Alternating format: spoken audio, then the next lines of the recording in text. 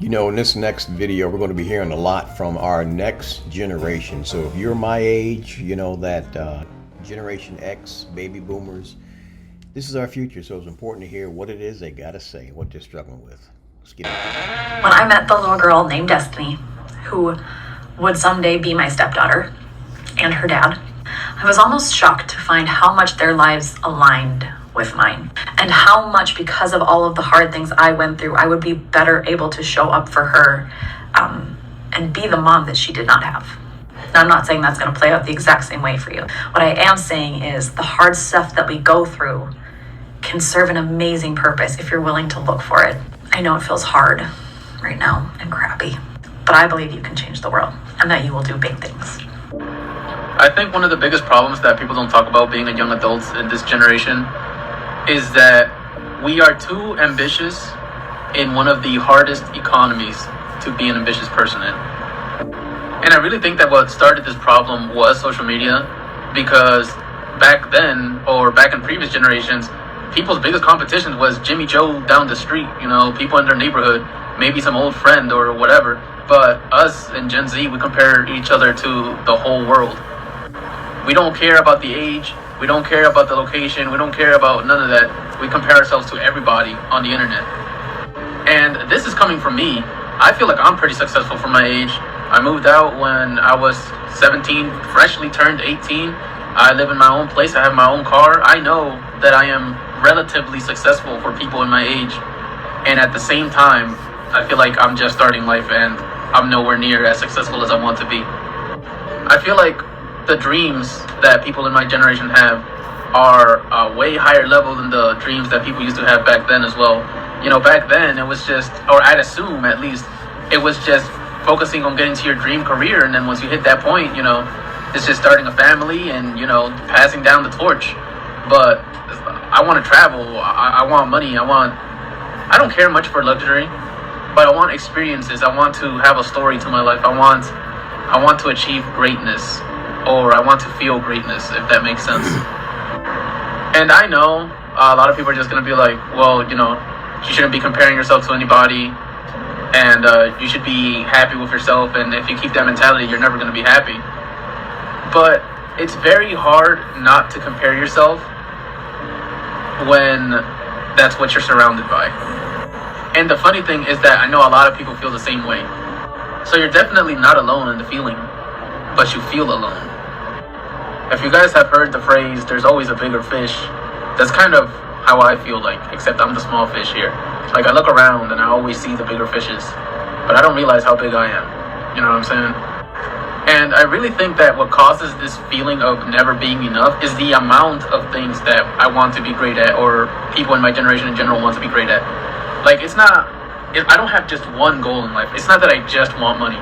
I want money, I want to travel, I want experiences, I want to be physically fit, I want to be intelligent, I want to be cool, I want to be funny. It's so much. It's so much. And I feel like I'll hit that point someday, or I'll hit a point where maybe as I grow up, I'll stop caring about this and that. But as of right now, I think that's what a lot of us feel. And now that I'm thinking about it, the algorithms and most of these social media show you what you want to see, which is a double-edged sword, because it's also the things that you don't have. And I think that adds on to that feeling. But I think I'll get there one day. You know, the sad thing about what he was just saying was, and I know a lot of young people just can't wrap their heads around this. So Gen Zers that are watching this video right now, but anyway, the point I'm trying to make is you got to get to the point where you can understand that there's nothing wrong with having dreams and desires.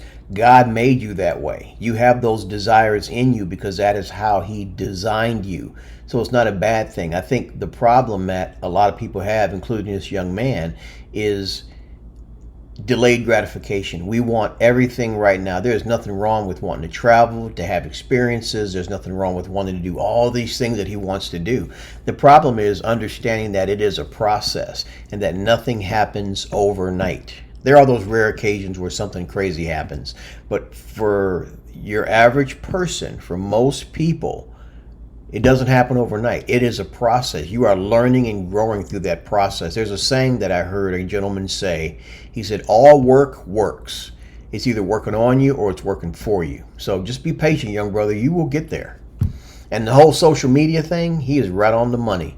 As far as the algorithms and the fact that we have a tendency as human beings to look at what other people have and think we're missing out. It's that FOMO, fear of missing out. And it's a real thing and it's sad. But even if you know it, you have to stop allowing yourself to get sucked into it, because the majority of the stuff that you think you're missing out on, these people are living these fake, phony lives in a lot of debt. So use that to motivate yourself, realizing that 90% of what you're looking at ain't even real. So I've seen 3 videos on my For You page so far of people saying they graduated and cannot find a job.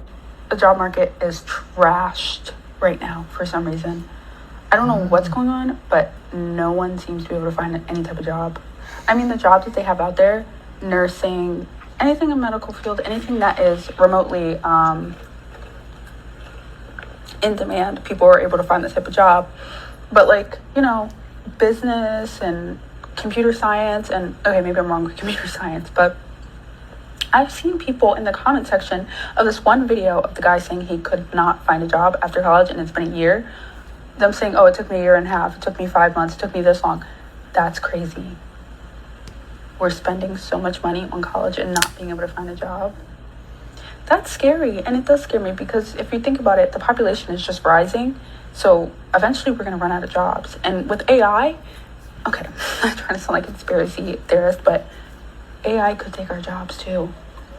AI ain't taking your jobs. Yeah, it has a lot of functionality, but who's running the AI? Who's putting the information in the system? It's not doing it on its own. It's human beings. I promise, whatever stage of your life you're in, it can get better. It might not feel like it right now, but I promise it can. I don't care how old you are. I don't care how cooked you might feel, you're not. And this comes from a 25-year-old who graduated college at 21, started a business at 22, took out 6 figures of loans, went bankrupt at 25, and now I'm currently making 6 figures, and I'm debt-free. So, and that whole whirlwind of experiences, I can tell you a little bit about what I did to overall make my life better. So we're going to go down the list. So when it comes to finances, the first thing you have to do is understand the amount of money that you make is completely in your control. You don't require a job nor anybody to feed you abundance, to create abundance for you, because the first thing you have to understand is you're an abundant being. Amen. Every single abundance that you see in your life, it comes from you. It doesn't come from the job or the opportunity. You create that job or opportunity. Any job that you have or haven't had or want, it's not valuable because you're not in it. So if you don't have it, that doesn't negate the fact that you're abundant. That doesn't change the fact that you can't make money. You just have to find your own abundance another way. And that's okay, because abundance literally means you have everlasting control over your life. So the first thing you have to do is understand what you're good at, because making money is a mixture of what you're good at, what the world needs, and what is valuable. And when you have a good mixture of all three, and you're passionate about something that is creating change for the world, you can create an endless amount of cash flow. I don't care what you want to do. So get clear on what you're good at and what you really fuck with, because that's going to help you a lot more than you know. And there is something. And if you don't have something, then try some shit. When I didn't know what I wanted to do, I tried everything. I tried phone flipping. I did a car rental business. I was doing stocks. I was working a job, 2 different types of jobs, like all these different things I tried until I figured out what I really wanted to do, which is creating content. And let me tell you, school isn't the determining factor of your success. I'm going to tell you now, while I have my college degree, I don't use it on a day-to-day. My degree is literally sitting under my bed. It's been like that since I graduated 4 years ago. So having a degree and not having a degree isn't the measure to your success. And number 2, something you also mentioned is being socially awkward or really insecure about your life. Coming from somebody who, no matter where I am in life, I feel some sort of like lack or like I don't feel fulfilled in life. Be okay with being by yourself. Tell yourself that there's nothing wrong with you. Inherently, there's nothing wrong with you. There's nothing wrong that limits you from having people that care about you in your life, because the most important person in your life is yourself. So if you don't care about yourself, that's step number 1. But really, when it comes to improving your life, it comes to money, physical health, and mental health. Everything else is just sprinkles on top. But once you master those 3, those are the most important things to get your life right. But I promise you, you're not cooked. You got a long life to live. You're 19. You're a child. I don't know if I'm the only one having this problem, but I've been looking for a job for at least a couple months now. And every single time I try to get a job, it's like it's always something. No, we're not taking in. No, we don't have enough hours. No, we're not going to get back to you. No. Like, damn, bro, y'all don't want nigga to work. I swear to God, me growing up, everybody else was getting jobs quick as hell. Like, but now, like, I don't know what the fuck the problem is. I can't find a job for shit. And then it's crazy how like nigga be like, get a job. Why you don't want to get a job? Nigga don't want to work. Nigga don't want to do this. Nigga, you don't understand. I'm trying to get these jobs. I'm calling back day by day by day by day. Calling up to the store. Hey, y'all got this? Y'all got that? Nah, we don't have any. Nah, we don't have any. Nah, we don't have any. Nah, like, bro, damn, bro. Like, it's like God want a nigga just to, I don't know. What do God want me to do? Apparently, he don't want a nigga to work no job. So First of all, you ain't a nigger. Second of all, what God wants for you to do is to trust the process, to continue to keep striving and doing, because you are learning in that process, getting better. Learn how to speak a little bit better. Be a little bit more eloquent in your words, because if you're talking to people on the phone and they hear you talking sounding like you from down the way in the hood, they may hear that and be like, I'm not hiring this guy to represent my business. There's things like that. So maybe that's why you're not getting hired. There's a whole lot of factors. But again, trust the process. Continue to push forward and quit screaming and hollering about what you ain't got, because when preparation meets opportunity, you're going to have a job. leader, but how the fuck can I be a leader with no income? Is it just me, or is getting a job so difficult right now? It used to be so easy. Why? Why do I go to an interview 30 minutes away from my house and to try to impress you? You say you fucking say you're gonna call me back. I wait. You don't call me back. What? And y'all stay hiring, but you guys need people. You need people. Over the past few years, we've had to see layoff after layoff, see our friends struggle to find new jobs, even though the original company starts hiring again, like almost immediately, just being continually asked to do more with less, being told that even if you're getting your work done from home, you still have to come back to the office, don't care about the stuff you do outside work, and all that for a meager 1% raise with the state of the current inflation, so basically a pay cut. And people ask why young people aren't loyal to their companies anymore. I keep seeing these videos about Americans that can't get a job to save their lives right now. They're applying for hundreds of different places and they are far overqualified, but they can't even get a call back, let alone an interview. And I was thinking about that and I thought maybe it's the economy, maybe our unemployment rate is way lower than it has been, but that's not true. Our current 4.1% isn't enough to explain the huge amount of people that are qualified for jobs but can't get contacted back. So then I started thinking about the way that we all use the same job seeking platforms, places like Indeed, even LinkedIn and Glassdoor. These platforms serve as matchmaking spaces between jobs and potential employees. What does that sound like to you? Because to me, that sounds like online dating. And when I think about it, the impact that online dating has had on us socially, I think that these platforms have had the same effect on the job application process. Just like in online dating, there's a lot of catfishing happening on these websites, like straight up scams, but also a lot of real employers that actually hire people aren't actively searching for a new employee despite having a job posting. And what does that do for the applicant? We can apply to tons and tons of jobs and have a very low success rate simply because there aren't as many real opportunities out there as we are led to believe. Honestly, there are a lot of applicants out there that aren't actually looking for a new job either, which makes it even easier for employers to go about their very unhinged ways of disqualifying applicants en masse. When it comes to dating and finding a partner, we have found that this tool, online dating, that was meant to connect you and provide you more opportunity to find better matches, has just become a way to feel that there's more out there.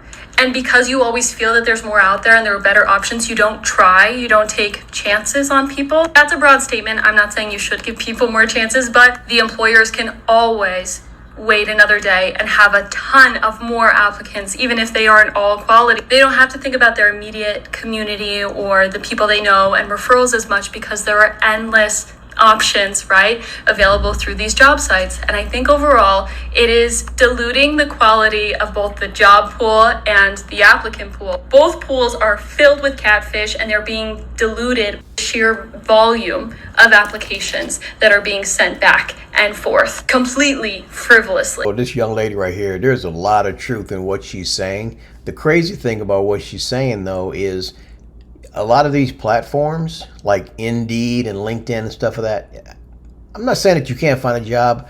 I just think they're dead. Monster, Jobber. But from what I've heard, there are some new services that are out there that are actually better because they're like new and improved services where you can actually find jobs, unlike the one that she mentioned there. You didn't apply to many companies. You didn't send your application out to enough people. It's 2, networking. You didn't go out and build your network. You didn't build relationships. You didn't build rapport with people who work in the industry. So you don't know enough, and not many people are willing to swing the bat for you at the end. 3, you don't have enough side projects. You haven't demonstrated that you've been able to show the skills that are important to you. You haven't been able to show your experience. You haven't been able to show your initiative or proactivity in external sources. So how can jobs ever trust that you'll perform like you say you do while on the job? I have not seen a single person who has all 3 things stay unemployed for more than 6 months. I have friends who literally the moment they start applying, they apply, they network, they build that side project, they build that side portfolio, and they get interviews within the next month. So it's literally 3 things. It's just that simple. A quick reminder, please remember to like, comment, and subscribe down below. I've been through the process. I would like to give some advice to those who are entering into college or even getting out of college. There seems to be a misconception today that if you have a degree, you are automatically qualified for a job. Nope. That's a lie. It's also a myth that if you do not have a degree and you have 1 or 2 years of experience, that also qualifies you for the job that you are applying for. I apologize for stopping the video, but I just want you all that are watching, think back years ago. Now, I'm a little bit older than probably most of you watching this. I'll be 60 this year, but what's crazy is I remember back when I was these people's age, I remember at one point you had to have an associate's degree. Then it went up to having to have a bachelor's degree. Then it went up to having to have a master's degree. Now it's at the master's level and you can't even find a job. The whole system is rigged. I'm sorry. Also a lie. See, the thing is when you get a degree, it actually helps companies know what you were educated in, how you were educated, and if you have the discipline and the determination to keep going. What experience tells companies is that you didn't just sit in college, but you also networked, you met people, and you went and you got experience, which is what you're actually going to need for your job. People are not overqualified for jobs today. People are qualified at the bare minimum, but they don't actually have the right experience to land them the job that they want. This is why we have psychology and marketing majors getting out of college and crying on TikTok because they can't get a job. Now, unlike the Asian household in which I was raised, I will not be out here telling you guys, oh, you guys got stupid degrees, you guys shouldn't be getting marketing degrees and psychology degrees, as someone who has a degree in marketing. But what I will say is this: if you're someone who is currently in college or about to graduate, please do not underestimate the value of internships and networking. Networking and internships will get you so far in life. Please do not think that you just sitting there and getting straight A's and certificates is going to get you a job. Spoiler alert, it's not. But also, if you don't go to college and you have experience, if you work super hard, you're super creative with your resources, you will be able to get a job, but you have to be very creative, especially because now the market is so competitive. In my experience and opinion, getting a degree and experience together is the best situation, because in this way you can sort of beat the people who have just experience, but also beat the people who just have a degree. Let me also say I very much sympathize with the younger Gen Z and Gen Alphas coming up right now who are getting college degrees. Y'all are not in an easy economy. It's hard. It sucks. I mean, this is not easy. And I don't know if anybody told you it was going to be easy. If they did, it's a lot. But also, please do not put that all inside you and then be very, very depressed and discouraged. It's a hard road, but it's also one that every young person has to walk, and we learn through it. Okay, so here's my advice. Buckle up.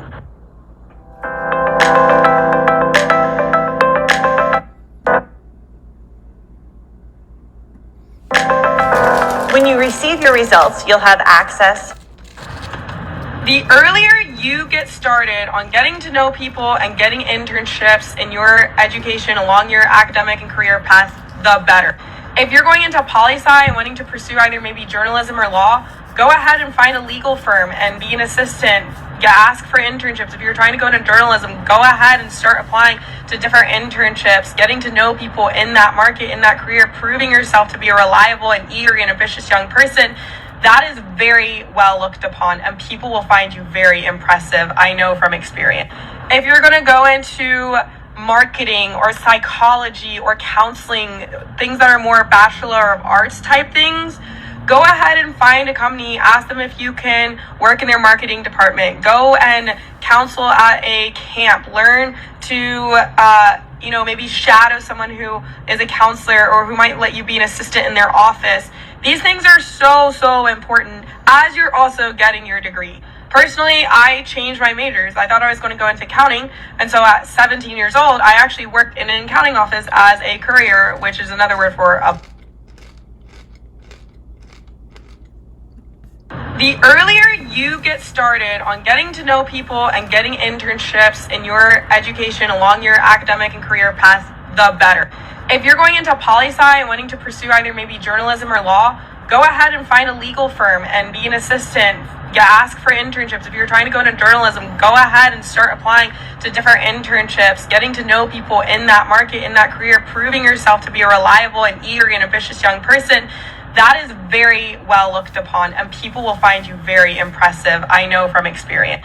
If you're going to go into marketing or psychology or counseling, things that are more Bachelor of Arts type things, go ahead and find a company, ask them if you can work in their marketing department, go and counsel at a camp, learn to maybe shadow someone who is a counselor or who might let you be an assistant in their office. These things are so important as you're also getting your degree. Personally, I changed my majors. I thought I was going to go into accounting, and so at 17 years old, I actually worked in an accounting office as a courier, which is another word for a busboy. Later on, I thought I was going to go into journalism, and so I switched to marketing, and I started getting internships and literally finding anybody who would take me to do any kind of assistance or any kind of work in the field that I wanted to be in, even if it exactly wasn't journalism. How did I handle school and do that? You would just work hard. Let me tell you something. Hard work and eager ambition will take you a long way. Why? Because most of our generation isn't going to work that hard because they think that if they get into college, it'll all be fine. I have just gone on TikTok so many times and Instagram and just seen so many young people so frustrated and depressed because now they can't find jobs. And even though the economy is bad, there are creative ways, there are creative solutions to go find jobs. You're just going to have to think a little bit outside of the box. Is it easy? No. Do I sympathize? Yes. But is there a way? Where there is a will, there is a way. So I hope this advice helps you guys. And reason being, a lot of truth in what this young lady said. You know what's sad is I've noticed with this Gen Z and this Gen Alpha generation, they don't understand hard work. They were basically given everything. I don't understand why. I don't get it, because when you have a mentality like myself or like this young lady and you're willing to put in that ambition and that eagerness, I mean, Dean Graziano, I don't know if you know who he is. He's a billionaire. Him and Tony Robbins, the motivational speaker, they do a lot of events together.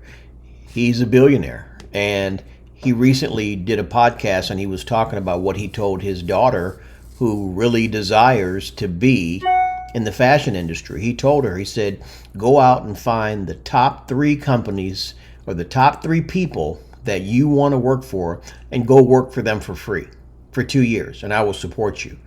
Now, not everybody's going to have the ability to support somebody doing that, but the point he's trying to make is that's how you get places. And then how important it is connecting with people in those relationships. How many of you have heard that saying, it's not what you know, but who you know? There's a lot of truth in that. So you're willing to come in and work for me for free, or willing to do whatever you need to do to learn what it is we do. That's impressive to me as a CEO or a boss. So I hope you listen to what this young lady said. Anyway, make sure you like this video, subscribe to the channel if you haven't already done so, but you should have already done so. But anyway, I love you guys, and I will check you on the next one. Later.